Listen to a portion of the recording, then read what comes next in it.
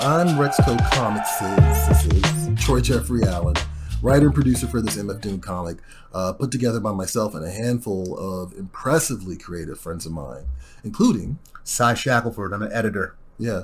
So this video is based on a comic book, or the motion comic that people have been watching on YouTube is based on a comic book that I made with an artist named Smack. We made it for free to the public, and it is currently still available on our website for free, which is linked in our bio.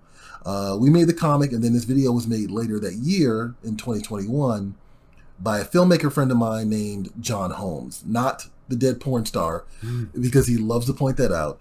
But only recently has it started to blow on YouTube, which I'm grateful for because this was a labor of love brought on by Doom's passing in 2020. You want to talk a little bit about Doom's passing, Si? Yeah, it came as a shock. In 2020, on New Year's Eve, December 31st, we found that MF Doom, he'd actually passed away 2 months earlier on Halloween of that year, ironically considering the man was a masked figure. Right. But ever since then, there's been an outpouring of grief, recognition, and honor for Doom as well, too. And also, because we don't know the cause of his death, him and his death itself are being mythologized. Yes. Yeah. And with us being fans, me and Troy, we were fans of Doom years before his passing.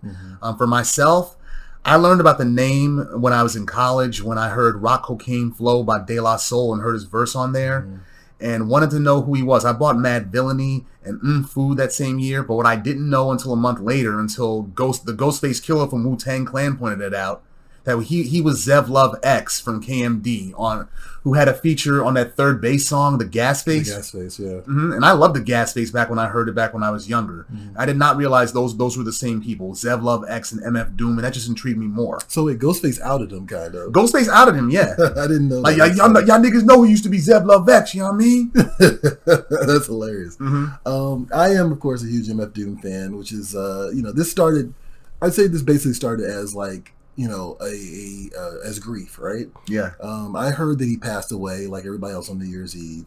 I literally saw it on my phone while I was at my computer, and I threw my phone down. I was pissed because it's 2020. That was a shitty year. It was. Just in general. Like, we were knee deep in the pandemic. It had already been a long year, and at the end of the year, literally my favorite rapper, I wouldn't even say one of, my favorite rapper passes away. So just to kind of give you some background while we're looking at the metallic cover here, right? Right. My introduction to his Operation Doomsday album caused like an absolute spiral into his catalog. My buddy Lewis in high school was like, "Hey, you like comics and shit, right?" Right. Like, listen to this. And so he gave me Operation Doomsday, and he gave me Jean Grey's Taco Day, which was on a Mr. Lynn album. Yeah, I have the Pity the Fool. Pity the Fool. There you go. Thank you. And so the spiral into his catalog also introduced me to other underground hip hop acts, right? So of course it was like Jean Grey, who's probably my second favorite rapper of all time. Yeah. A$AP Rock, which you actually introduced me to later. Oh, yeah? You introduced to me as this fits in with the MF Doom stuff you're already listening to. Right. Yes, I remember now. Little Brother, definitely Mos Def, even DJs like DJ Shadow, DJ Premier. I went deep into the underground. Down the rabbit hole, right?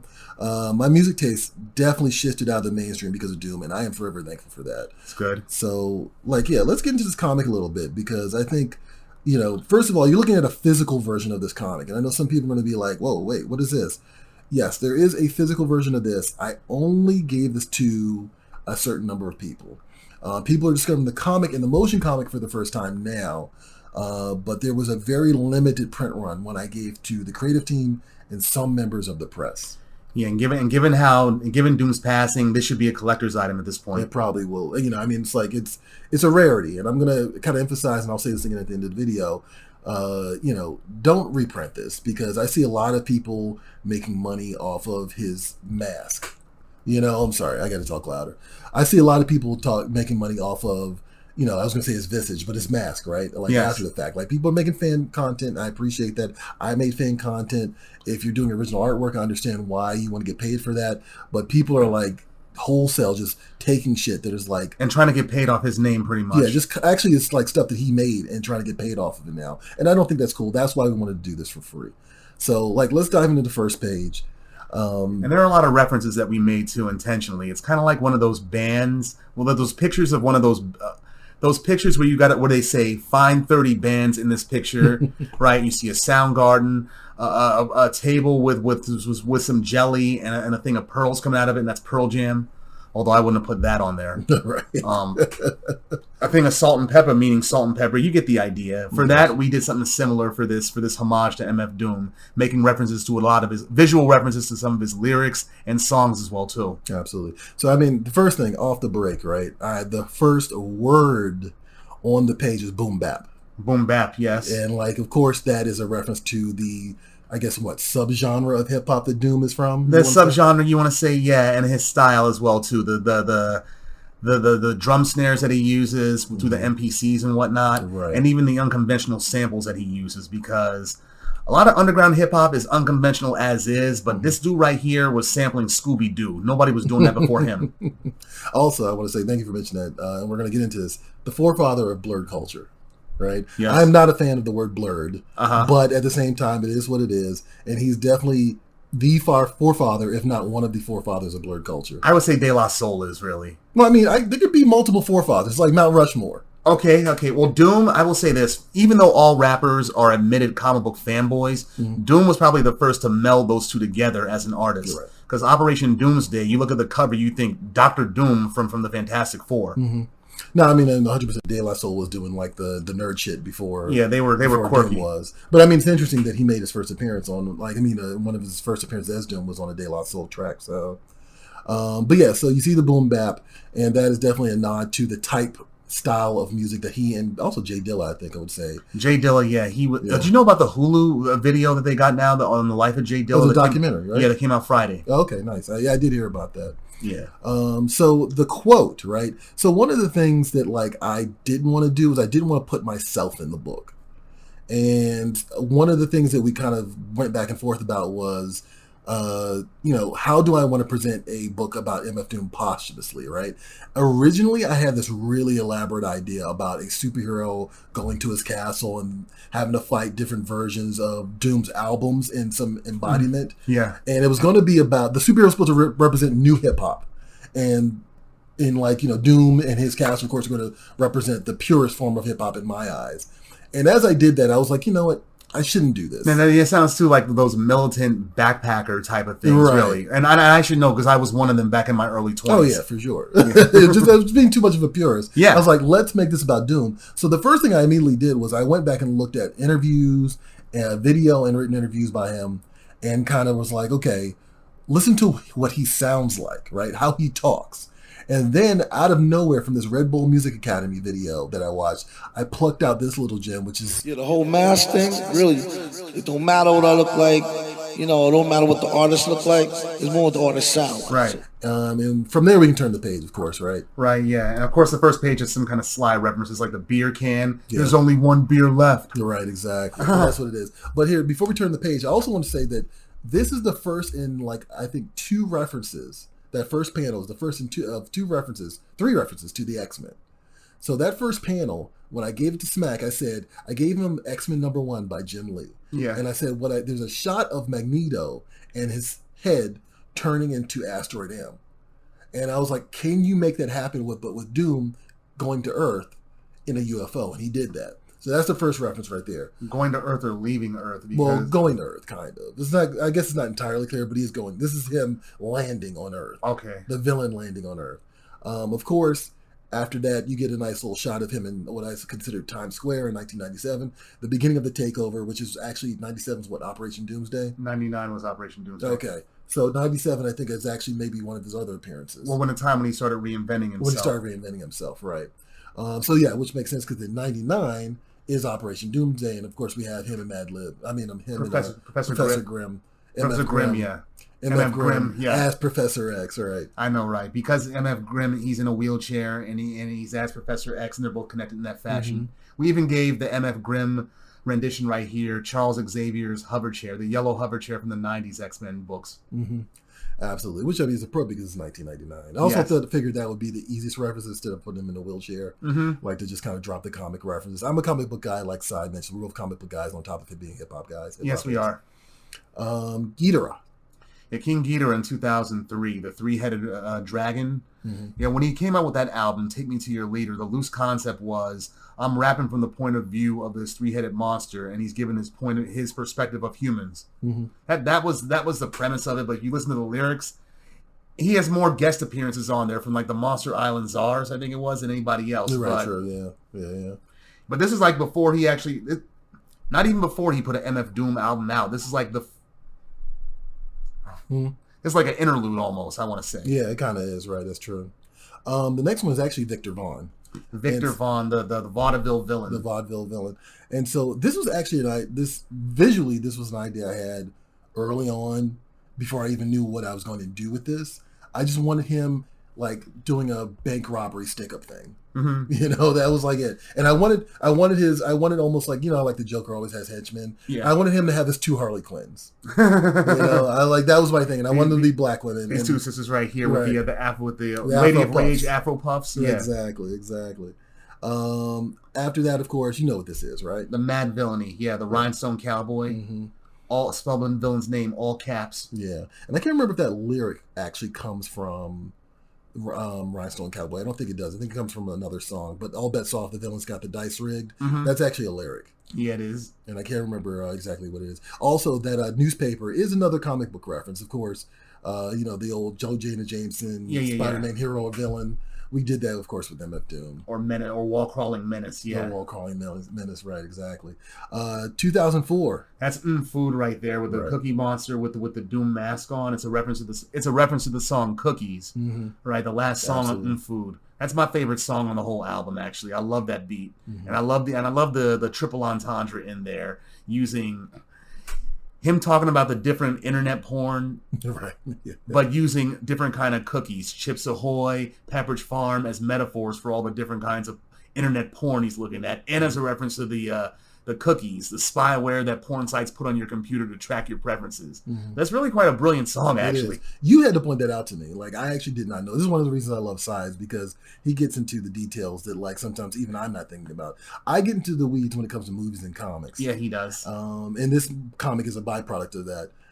But Cy, which is why he's the editor of this book, gets into the weeds when it comes into lyrics, like, very specifically, and comics, of course. Yeah, I have an OCD tendency for analysis. I mean, which is, I can't hate on it. It's like, it's great to have an editor like that. Yeah. The last panel right 2005. Here.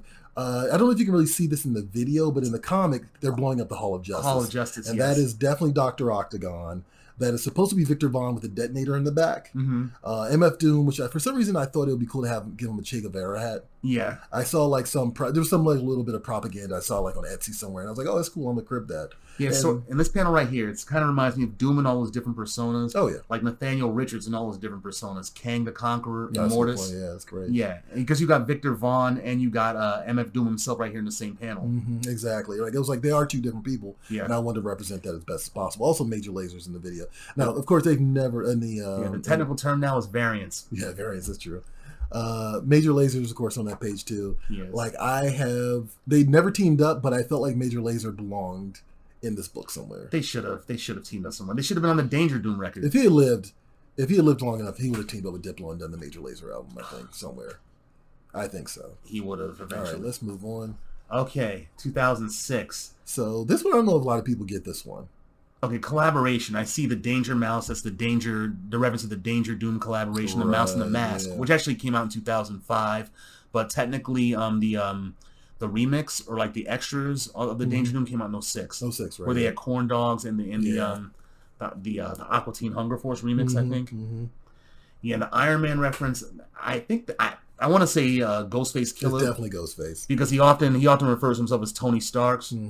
And we even got Ghostface right here as well too during the Demon Days. Yeah. When they did they collaborate?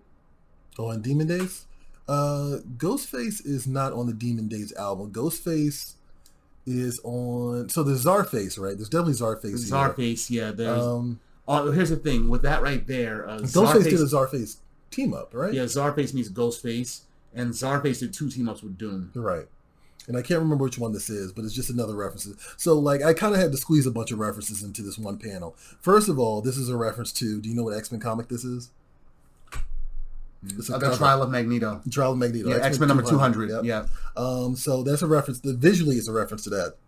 Then, of course, there's a reference to Zarface and a reference to Ghostface teaming up with Doom again in a different persona. Right. And then, of course, his a reference to Demon Days, his appearance on the Gorillaz album as well. Right, yes, it is.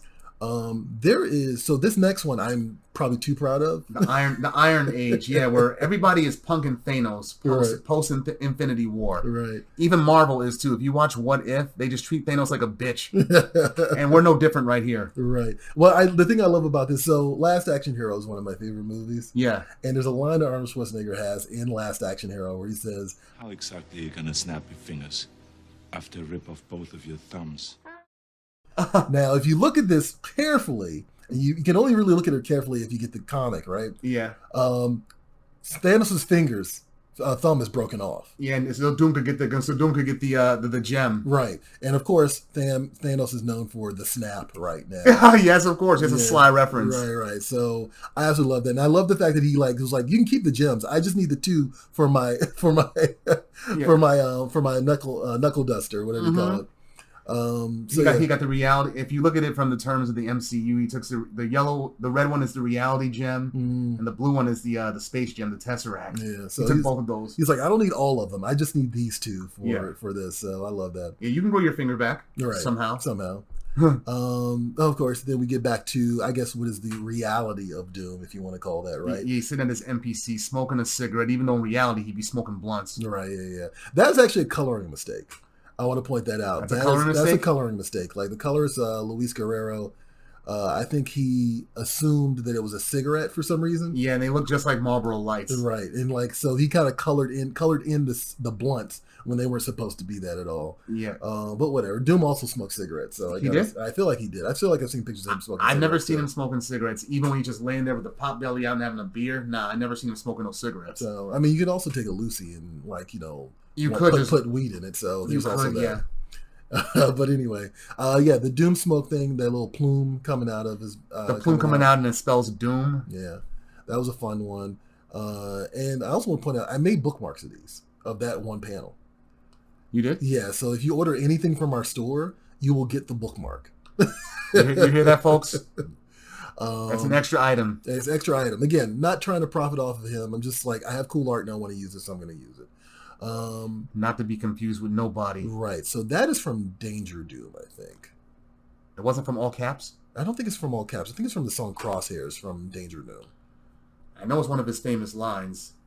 Now I'm trying to remember the lyric in my head without singing it out loud. But I could be wrong. You're probably right, because Sai is the encyclopedia. He kept me in check during this process in terms of getting the lines accurate. But it's like... I'm going to have to look that one up myself, actually. But it's Doom, not to be confused with Nobody, especially. And I can't remember. I think it's Crosshairs. I think it's the song Crosshairs from Danger Doom. I want to say either... Or Vats of Urine from Danger Doom, too. Or maybe Vats of Urine. But either way, it's definitely a line to his lyrics again. Again, you don't get a lot of my voice in this comic. I try to maintain a lot of Doom's voice in this comic as much as humanly possible. Yeah, he didn't want... Yeah, that's the one thing we didn't want, actually. Using the Doom character as an avatar for one of our thoughts. Right. And so then he puts the vinyl back down, and then we get to the last page. Final page. Yeah. Final page, using gasoline to wipe off the mask. Right, which is also a reference. Someone in the comments noted that's a reference to a lyric. I mean, it's a reference to Dr. Doom, of course. Well, the whole MF Doom persona is a reference to Dr. Doom, right? Of course, but this is actually a line in one of the songs about him cleaning his mask with gasoline, which I thought was great. I think maybe the only line that's not a Doom lyric here is this next line. You don't hear me, though. Which is kind of more of a generic hip-hop statement. Yeah, just generic hip-hop statement. And then we pull back and you kind of see the trophy room of Doom, I kind of consider it. Yeah, reference to the lyrics that he's made. Like the Master Shake from Aqua Teen Hunger Force, that's a reference to the Danger Doom album. Mm-hmm. Who else? We got James Brown. James Brown, right? Yeah. Because every rapper and producer has sampled the hell out of James Brown's catalog. Yeah. Right. And then what else? Superman. Ultraman, yeah. That was me getting some of the Toho characters. John Lennon for Green Onion. Oh, right. The Green Onion sample, yeah. The Green Onion sample. That's supposed to be the Thing right there from Fantastic Four? Yeah. The Thing is just giving up. Then you see a little Batarang Yeah, I like see. kind of bouncing off the glass. Yeah, I think that's a Christopher Nolan batarang. But that's a Dark Knight Christopher Nolan universe. That's a batarang nonetheless. I guess that's a reference to Batty Boys, which is a very controversial song, I guess. I'm pretty sure Doom sampled that. But yeah, originally when I got this page back, they had colored in John Lennon as Shaggy, which would have made sense, which is understandable. I understand considering the Scooby Doo connection, right? But it was actually meant to be John Lennon. I figured I had too many cartoon characters, and I wanted one more music icon besides James Brown in there. So there you go. Smart choice.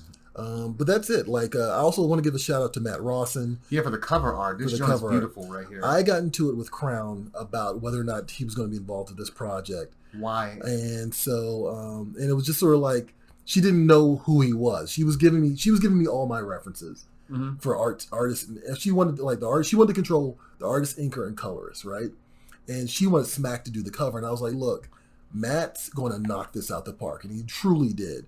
And so I went ahead and made the cover kind of a hollow chrome foil cover because, of course, Doom's mask is meant to be chrome on top of that. Sort of like with the whole color and inking style of like Bill Sienkiewicz. You're right. Yes. Whatever his name is. I can never pronounce that dude's name. Yeah, and like Matt did this with Matt. This is done in a traditional format. It's not done digitally. Oh, he painted it. So he painted this, yeah, and that's the other thing I love about this. Like, that's really good. Somewhere there's an original version of this that Matt has that is like fully painted, or at least maybe done with watercolor or magic marker or something like that. I just love how it shines, how the parts reflect like that. Yeah, you can't really see it in the video probably, but it is a chrome cover for sure. It's beautiful. You can feel it too. But it's only for the creators of the book, and like a handful of press people helped us cover it when it came out. Sorry. So look, as soon as I heard that MF Doom died, I expressed my gratitude. And so I made this comic to do that. So I was putting his book back into the sleeve like a true nerd. Yes, I'm Brody Bruce. Touch not, lest ye be touched. So I really appreciate everyone coming together to make this into a reality. And I'm glad people are finally checking this video out, especially since the editor of this book, Maia Crown, recently passed away from cancer. R.I.P. Maia kept this project on track, and so an additional bit of gratitude goes to her as well as Doom. Be sure to look and subscribe to like and subscribe here and on YouTube, because the algorithm gods have blessed us, and hopefully they will. But they're fickle, so they won't always bless us. So definitely subscribe, definitely like, definitely check out some of the other videos. We don't do just MF Doom content. That's not what we do. We make comic books. We create culture. And we are here to just make dope shit. Like, I mean, that's really what it boils down to. There's definitely a hip hop inspiration, a hip hop push behind everything that we make. But then again, that's the connection between comics and hip hop right there. Right. I mean, they're almost symbiotic to one another. Exactly, and that's the thing that we're trying to lean into with this, is like continuing that connection. Like, other people have done this, of course, in the past. I feel like there's a lot of hip hop influence in the Milestone comics from DC back in the days, including the book that you had that you got with Chuck D on as well. Yeah, there's also, I did a Chuck D, a book called Apocalypse 91. Yeah, with Chuck D. Who was the curator and editor of that book, and I got to do a short story in that book as well, which is actually available on our website as well. And yeah, like finding that bridge between hip hop and comics is definitely kind of the drive of what we're doing here, and I want to continue doing that. So I appreciate y'all, you hip hop heads and comic heads, coming to check this out. Thanks for listening. Thank you. Thanks for watching. Thank you for watching, listening, etc. Absolutely. And for those of you getting the PDF from our online store, please don't print these to resell. Yeah, I mean, you can print them for yourself to flip through, but don't print them to sell them at all, because that's shitty, and you don't want to be a shitty person. And we'll know. We'll find out. Yes, because the internet loves to snitch on people. Look at samples. Look at those sample websites. Yeah, true. So, Create the Culture, guys, and this is Troy Jeffrey Allen with Cy Shackle for Shack House. That's Shack House. That's right. Get at me on YouTube. You can find me, no problem. And yeah, hit up all our social media, and we'll catch you guys later. All right, folks. See you then.